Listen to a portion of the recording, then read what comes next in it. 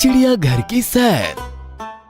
गट्टू चिंकी ने सभी पालतू जानवर देखे थे, जैसे कि कुत्ता, बिल्ली, मामा जी की गांव वाली गाय, बैल और बकरी भी। लेकिन जंगली जानवर सिर्फ टीवी और किताबों में ही देखे थे। उन्हें जंगली जानवर देखने की काफी इच्छा थी, लेकिन बेचारे गट्टू चिंकी जंगल जाकर जंगली जानवर तो नहीं देख सकते थे, और पापा के पास दोनों को जू ले जाने का वक्त भी नहीं था। उन्हें ऑफिस के कामों से फुर्सत ही कहाँ मिलती थी। बेचारे गट्टू चिंकी पापा से जू ले जाने की जिद करके बोर हो गए थे। लेकिन एक दिन कमाल हो गया, जू देखने का मौका उनके पास खुद चल कर आया। क्लास में एक दिन मिश्रा सर पढ़ाते पढ़ाते अचानक रुक गए और कहने लगे, अरे मैं आपको बताना भूल गया, कल मैं हमारी क्लास की छोटी सी ट्रिप जू में ले जाने वाला हूँ। वहाँ मैं आपको सभी जंगली जानवर और पक्षियों से मिलवाऊंगा और उनकी जानकारी भी दूंगा। कल उस हिसाब से रेडी होकर आना। ये सुनकर सारे बच्चे खुश हो गए। लेकिन आपको पता है सबसे ज्यादा खुश कौन था? जी हाँ, हमारे गट्टू चिंकी। गट्टू चिंकी शाम को जैसे ही घर लौटे, उछलते हुए पापा से मिले। पापा हमेशा की तरह लैपटॉप पर बिजी थे। पापा, आपकी एक टेंशन खत्म हो गई। अरे भाई, कौन सी टेंशन? हमें जू ले जाने की। जू? दूसरे दिन गट्टू चिंकी जू जाने के लिए काफी अच्छे से तैयार होकर स्कूल पहुँचे।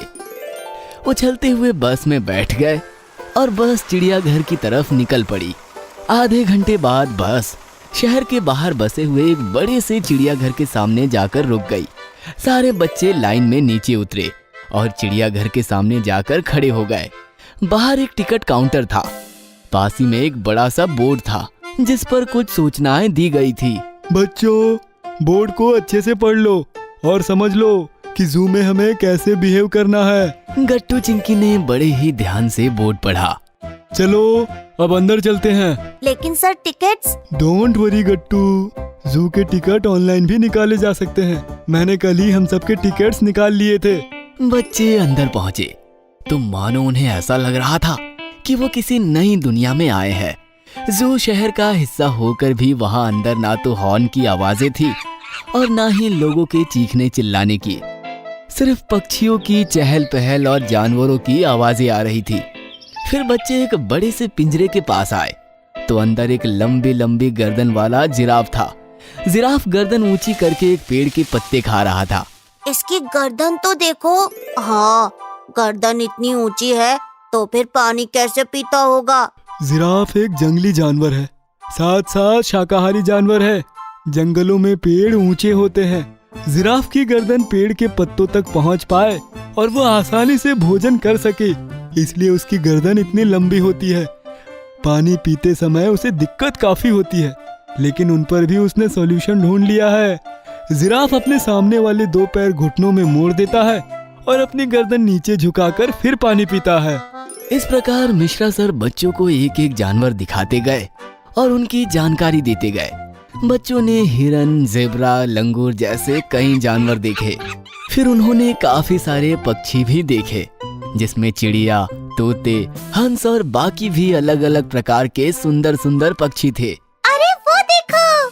चिंकी ने बच्चों को एक पिंजरा दिखाया जिसमें एक बहुत ही खूबसूरत मोर अपने मोर पंख फैलाकर झूमता हुआ नाच रहा था। मिश्रा सर ने बच्चों को पानी में तैरती हुई मछलियाँ, मगरमच्छ जैसे और भी जानवर दिखाए। सांप देखकर तो बच्चे काफी डर गए। ब्लैक किंग कोबरा तो सबसे खतरनाक दिख रहा था। फिर वही जू में बैठकर सबने खाना खाने का प्रोग्राम भी बनाया। खाना खाते हुए मिश्रा सर बच्चों के प्रश्नों का समाधान भी कर रहे थे। सर, क्या इन जानवरों की पूरी देखभाल होती है यहाँ? हाँ, उनका खाना पीना, डॉक्टर, दवाई सबकी व्यवस्था जू में ही होती है। उसके लिए बहुत से अफसर और मजदूर दिन रात काम करते हैं यहाँ पर। सर, प्यारे प्यारे जानवरों को पिंजरे में कैद करके क्यों रखा जाता है? इन्हें खुला क्यों नहीं छोड़ दिया जाता? Good question Chinki. लेकिन ऐसा नहीं है कि जंगल के सभी जानवर यहाँ कैद हैं। बस हर जाति प्रजाति का एक एक जीव यहाँ रखा गया है। उसके कई कारण हैं। एक तो ये कि लोग इन्हें देख सके। सोचो, अगर जू नहीं होता तो जानवर देखने के लिए हर कोई जंगल जाने की हिम्मत थोड़ी करता। दूसरा कारण है जानवरों की स्टडी करने के लिए उनकी पूरी स्टडी की जाती है यहाँ। यह स्टडी जानवरों के लिए भी फायदेमंद साबित होती है और हम मनुष्यों के लिए भी, क्योंकि हमें एक साथ एक धरती पर रहना है तो एक दूसरे को समझना तो पड़ेगा ही। इस प्रकार मिश्रा सर ने बच्चों को और भी काफी जानकारी दी। फिर खाना खाने के बाद मिश्रा सर बोले, बच्चों अब डरना नहीं है, क्योंकि अब हम शेर का सामना करने जा रहे हैं। ये सुनकर तो काफी सारे बच्चे डर गए, लेकिन सबसे ज्यादा डरी थी चिंकी। चिंकी तो टाइगर देखने भी आना नहीं चाहती थी, लेकिन फिर गट्टू और मिश्रा सर भी उसे समझाने लगे।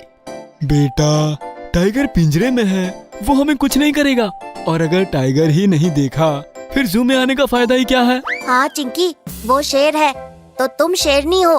शेर को दिखा दो कि शेरनी भी किसी से कम नहीं है। फिर चिंकी मान गई और सबने टाइगर भी देखा। टाइगर काफी शांत लेकिन काफी दमदार था। उसे देखने का एक्सपीरियंस ही कुछ अलग और अनोखा था। सबने टाइगर के साथ कुछ वक्त बिताया।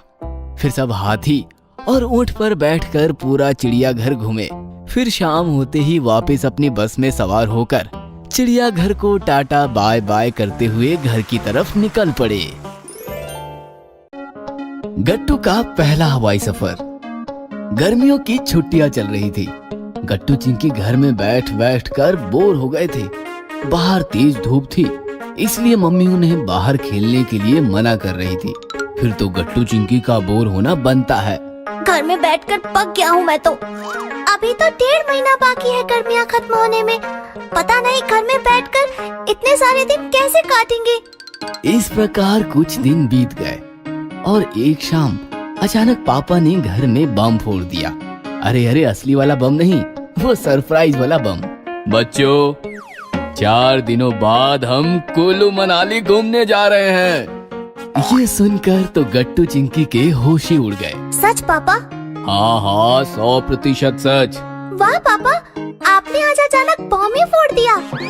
गट्टू चिंकी की एक्साइटमेंट देखकर पापा बोले, अरे अरे, अभी इतना एक्साइट होने की जरूरत नहीं है। दूसरा बम फोड़ना अभी बाकी है। दूसरा बम?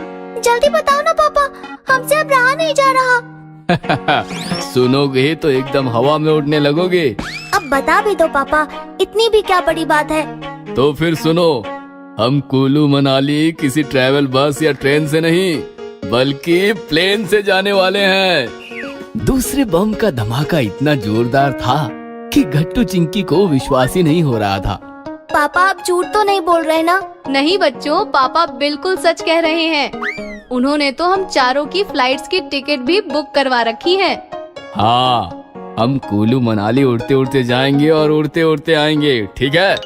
ये सुनकर गट्टू चिंकी के पैर जमीन पर कहाँ ठहरने वाले थे। वो हवा में इधर उधर उड़ने लगे और देखते देखते घर से बाहर भाग गए। अरे बच्चों, अब कहाँ भाग रहे हो? जाने दो जाने दो, इतनी बड़ी खुशी पेट में दबाकर थोड़ी रख सकते हैं। हरी और गुड्डी को बताने जा रहे होंगे। बिल्कुल ठीक कहा आपने। बावले हो गए हैं दोनों। बेचारे घर में बैठ बैठ कर बोर हो गए थे। अच्छा हुआ आपने कुल्लू मनाली का प्लान बना लिया। अच्छा, सिर्फ बच्चे बोर हो रहे थे, आप बोर नहीं हो रही थी? आप भी ना, अब मजाक छोड़िए। 4 दिनों बाद निकलना है, पैकिंग शुरू करते हैं। गट्टू चिंकी जब घर आए, वो दोनों भी अपनी अपनी पैकिंग करने लगे और देखते देखते दोनों के मोटे मोटे तगड़े तगड़े बैग्स बनकर तैयार हो गए। पापा ने जब दोनों के बैग्स देखे तो उनके होश ही उड़ गए। इतने मोटे मोटे बैग्स, बैग्स के पेट में क्या क्या रखा है तुम दोनों ने? कुछ नहीं पापा, कपड़े, टॉवल, ब्लैंकेट, चटाई, खिलौने और बुक्स, शूज, सैंडल्स, गुल्लक, सब कुछ रखा है। बेटा, हम वहाँ पर घूमने जा रहे हैं, घर बसाने नहीं। फौरन सारा सामान खाली कर दो और जितना जरूरी हो उतना ही लो। इनका सामान है ही कितना, बस कपड़े ही तो लेने हैं। गट्टू चिंकी, तुम्हारे कपड़े हमारे बैग में डाल दो। ये सुनकर गट्टू चिंकी नाराज हो गए। क्यों मम्मी, हम हमारा सारा सामान क्यों नहीं ले जा सकते? बेटा, हवाई जहाज में ज्यादा सामान अलाउड नहीं होता है। जहाज पर ज्यादा लोड ना पड़े इसलिए। तुम्हारे इतने वजनदार सामान से हवाई जहाज कैसे उड़ेगा? जरा ये भी तो सोचो। और वैसे भी हम वहाँ होटल में रहने वाले हैं। टॉवल, ब्लैंकेट, सब कुछ वहाँ मिल जाएगा। फिर हम भला वहाँ बोझ क्यों उठाते फिरे? हम वहाँ सिर्फ एंजॉय करेंगे। गट्टू चिंकी मम्मी पापा की बात मान गए और उन्होंने सारा सामान हटाकर जरूरत का सामान मम्मी पापा के बैग में डाल दिया। 3 दिन बीत गए और आखिर वो दिन आ ही गया जिसका गट्टू चिंकी को बेसब्री से इंतजार था। आज जिंदगी में पहली बार गट्टू चिंकी हवाई जहाज में बैठकर उड़ान भरने वाले थे। दोनों काफी खुश और एक्साइटेड थे। टैक्सी से सब लोग एयरपोर्ट पहुंच गए। गट्टू चिंकी ने एयरपोर्ट बाहर से कई बार देखा था, लेकिन अंदर से पहली बार देख रहे थे। एयरपोर्ट काफी बड़ा और खूबसूरत था। लोगों की काफी भीड़ इधर उधर भाग रही थी, फिर भी कहीं भी गंदगी नहीं दिखी। एयरपोर्ट काफी साफ सुथरा और सुंदर था। पापा, बस स्टॉप और रेलवे स्टेशन पर कितनी गंदगी होती है। यहाँ देखो कितनी सफाई है। बेटा, गंदगी फैलाने वाले हम लोग ही होते हैं।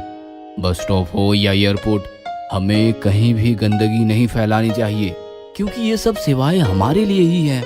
हमें गुड सिटीजन बनकर उनका ख्याल रखना चाहिए। गेट पर सबके आईडी टिकट्स चेक किए गए और उन्हें अंदर छोड़ा गया। अंदर सामान चेकिंग, बॉडी की स्कैनिंग और बाकी सारी फॉर्मेलिटीज पूरी हो गई।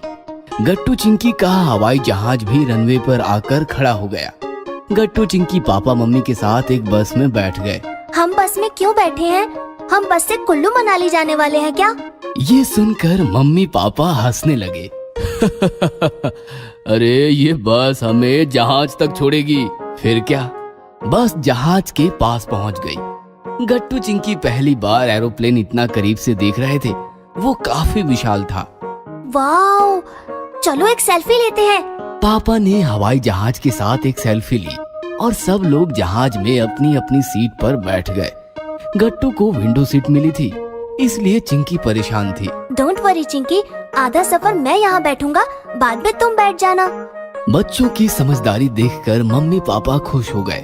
थोड़ी देर बाद अनाउंसमेंट हुई कि सीट बेल्ट लगाकर सब तैयार बैठे और देखते देखते गट्टू चिंकी के प्लेन ने हवा में उड़ान भरी। हवाई जहाज 20,000 फीट ऊपर आसमान में तैर रहा था। खिड़की से बस बादल ही बादल दिखाई दे रहे थे। काफी खूबसूरत नजारा था। बीच बीच में एयर होस्टेस आकर ब्रेकफास्ट, जूस और चॉकलेट सर्व कर रही थी। खा पी कर गट्टू चिंकी का पेट भर गया था। मैंने सोच लिया है, बड़ा होकर मैं पायलट बनूंगा और मैं एयर होस्टेस बनूंगी। हाँ बाबा, जो चाहे वो बनो, लेकिन पहले वो बादल देखो, देखो कितना बड़ा है। गट्टू चिंकी ने खिड़की से बाहर एक बादल देखा और देखते ही देखते दोनों भी बादल में खो गए और हवाई जहाज में बैठकर बादल छूने के सपने देखने लगे। अगर आपको हमारी वीडियोस पसंद आ रहे हैं तो इन्हें लाइक करें, कमेंट करें और सब्सक्राइब करें